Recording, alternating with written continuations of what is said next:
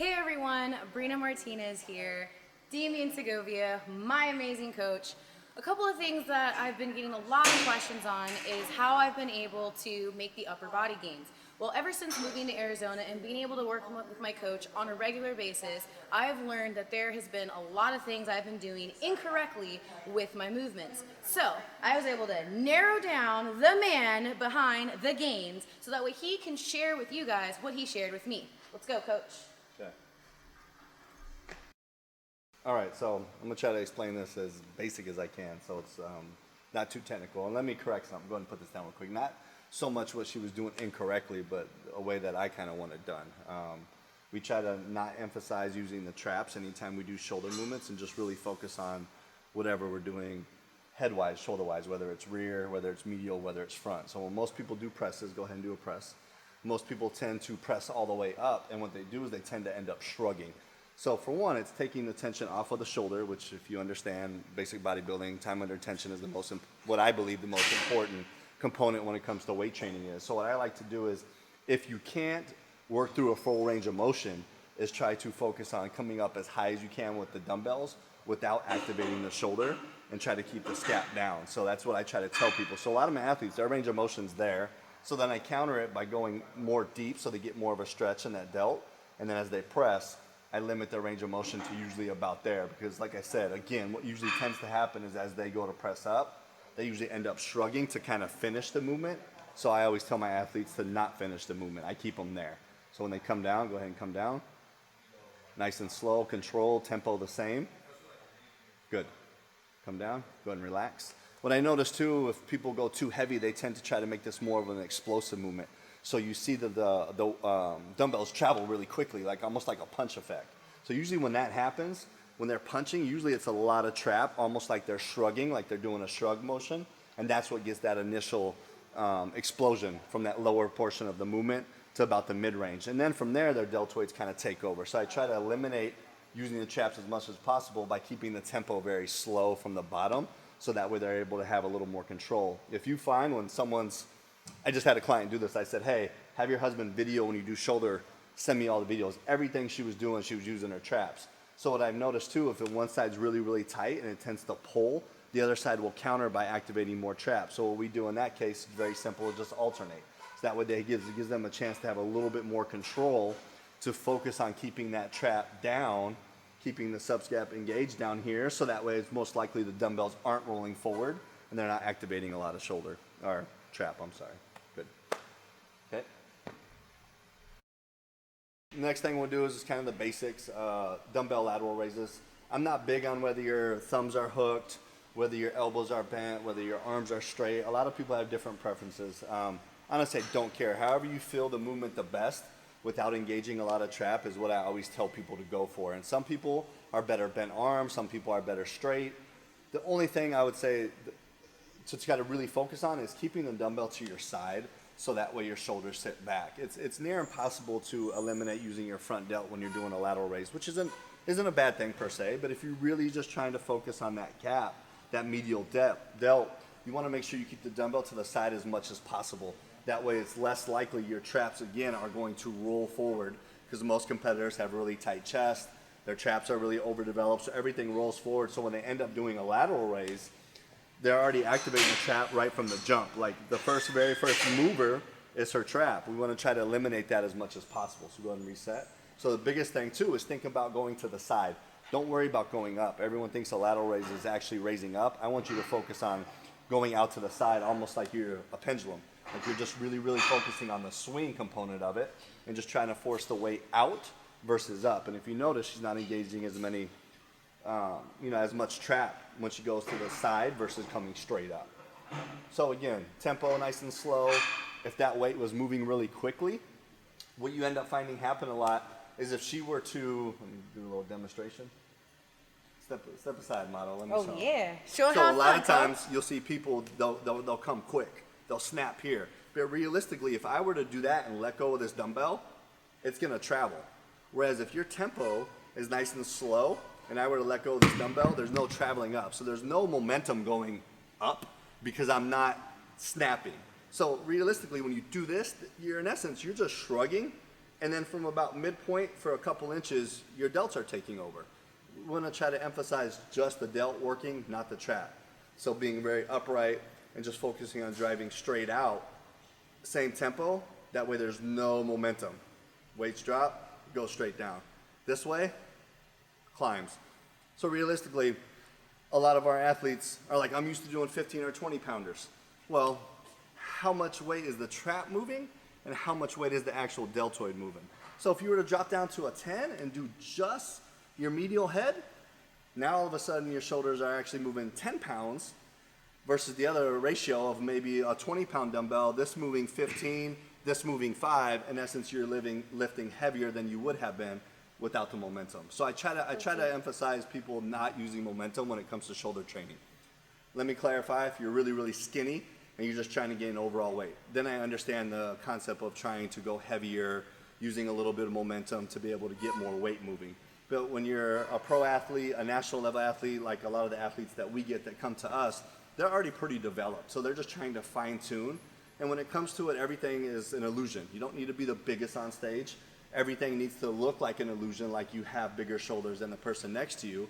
But it's the way everything inserts. It's the way everything sits on stage. You see a lot of figure competitors, they do this in their posing. A lot of bikini girls have a hard time opening up because everything is so tight and so tense, they're not able to really open up and force their physique out to the side to give them that really broad appearance. Everything is just so restricted. So those are the two basic concepts when it comes to shoulder movements. Same thing applies to everything. Frontals, same concept, push out. Bend over rear, same thing, push out. Don't squeeze a lot. It's the same concept for all your shoulder movements that you should really try to get back to the ABCs, kind of reset everything so that way when it's time to actually progressively move your weight up, your function of how your body moves, your mechanics are a lot better and make it just more productive weight training. Then you don't have issues. You don't have more issues that you got to go fix later down the road. So He's 100% correct. So drop your ego and make sure you focus on form. Let's talk back. okay, so let's go to a row. So now we're going to discuss how to take the traps out of your back day. Coach? Which, granted, we're going to get ripped apart online. People are going to have their opinions. And we're just telling you what works for us, our athletes here at Pro Physiques, what I found helps make somebody back look a lot bigger on stage, again, by forcing everything to push outwards.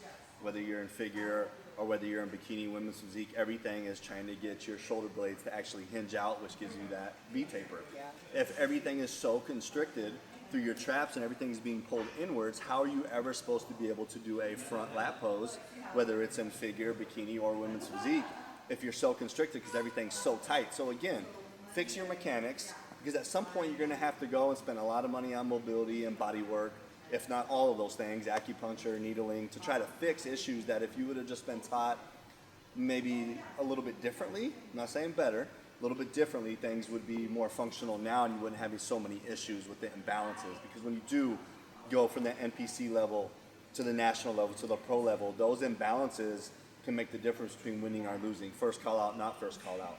Being, Miss Olympia, not being Miss Olympia. So again, these are just suggestions. I don't want to hear a bunch of nonsense about how you. I'm telling you what I've noticed, doing it for almost 20 years, having Olympia title holders. You know what I mean? That this is what I found works to kind of explain it. So. Well, a lot of people too, when they see my stage pics from Olympia, they're looking at my waistline or thinking that my waistline is like 24 inches, but that is just not the case. We've built my shoulders and my back to be able to create that V taper, because I'm actually a very straight up and down, have a very long torso, so being able to activate my lats and not my traps is key, and Coach taught me how to do it. Yeah, lower the weight, start from the ABC. So I don't care if you really go forward or not. Some people recommend stretching forward. Some people recommend staying at a more forward tilt. Some people lean back.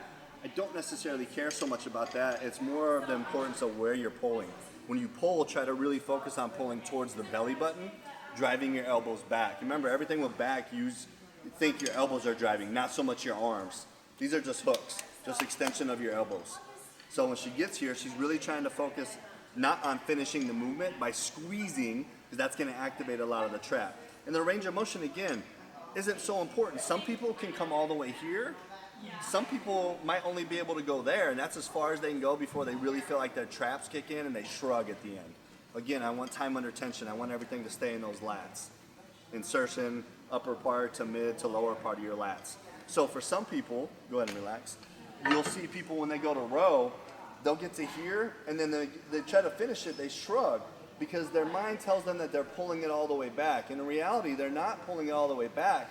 The mechanic of the elbow is still the same, the angle of their elbow is still the same, they're just shrugging that tells themselves they're pulling all the way back. So the range of motion is not any different. It doesn't matter if you finish the movement here, here, or here, depending on what type of handle and type of flexibility you have in order to do that movement. So focus on slow tempo, pulling towards the lower abdomen so that way you're not shrugging so much. A lot of people do this on bent over rows, they do it on T-bar row. It's the same concept. They're pulling up here. Well, we all like to pull here because our traps are our strongest muscle group when it comes to back, most likely because we've used them so much that everything ends up becoming this. So really just try to focus on opening up your chest, driving your elbows and shoulders back, and just trying to keep everything in the lower region.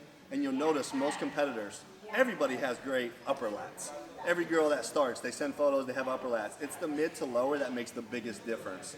If you notice, like Sid Gillian this year, her back was extremely improved. We didn't do it by lifting heavy weight, we did it just by time under tension, and we really focused on that mid to low lat range, so that way it gave her that extra, like, hinge. Like most people's back just hinges once, hers it hinges like 2 to 3 times because everything opens up. And so it ends up being a big ass back on stage, hence why she's 3-time, figure Olympia. So again, Proof's in the pudding. just our opinion. Doesn't mean it's the right way, wrong way, it's just the way we do it and the way we like to recommend. So, next thing. Solid. Next, I want to focus on like one more thing back that we always try to keep preach and teach is the one-arm dumbbell row. The biggest thing is how you set up. Some people like to lean over a dumbbell. Some people like to be on a bench. Some people like to stand, put the elbow on the knee. I don't care, with the exception I don't really care for the bench. The reason why I don't like is because if you want to look at her alignment of her spine, it's actually really, really straight. She has a nice wide stance, almost similar to like a basketball stance. A lot of people, when they go to row, what you'll notice is they'll actually take the back leg. So she's going to be working on her left side over here. This back leg, what they'll tend to do is they'll tend to like put it back here, and they kind of turn their foot out a little bit. And what that does, it already causes the spine to actually have a curve. So when they end up going to row, they're already twisting and using a lot of the low back, which I try to tell people to avoid. You really want to focus on the meat of the lat, which is right there. When you're already twisted and your hips are already kind of opened up, naturally what you're going to do is you're going to rotate with the erectors, and you're going to use that muscle as your primary mover to get it going versus just keeping it there. So again, let's get your legs back where they're supposed to be. Everything's nice and straight. Now she's in a proper, what I consider a proper position for it. Again, my opinion. And just nice and slow, same thing. Elbow's gonna go towards the hip. Same concept as when you're doing any type of row machine or cable low row. It's the same movement. There you go. Again, range of motion, all dependent on you. How high can you get it up to where you don't really feel like that trap takes over? Good. You notice as her elbow over here, I don't know if you can see it, will actually start to kick out. What I find what ends up happening is when the elbow starts kicking out too far, it engages a lot of the rear delt, which again isn't a bad thing because you're kind of all working the same area. But we really want to focus on keeping the elbow tight as possible and almost actually like trying to take it up and over our spine. So the movement is actually more of up and around than it is anything else. So you have to find your range of motion until you can figure out the proper movement without doing it through here. Again, she's twisting a little bit, so we want to try to stay as flat as possible, not opening up that hip. There you go. Good, relax. So, I don't know if you got anything you want to add to it, but I mean, the proof's in the pudding. So hopefully this helped you guys. Remember, this is a way, not the way.